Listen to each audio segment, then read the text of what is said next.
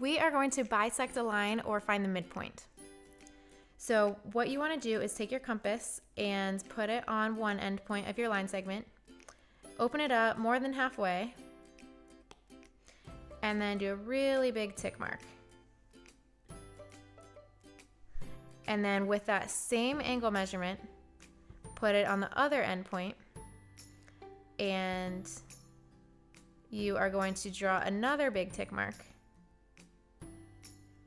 And now both of those intersecting points you're going to take a straight edge, and with those intersecting points you can connect them with your straight edge.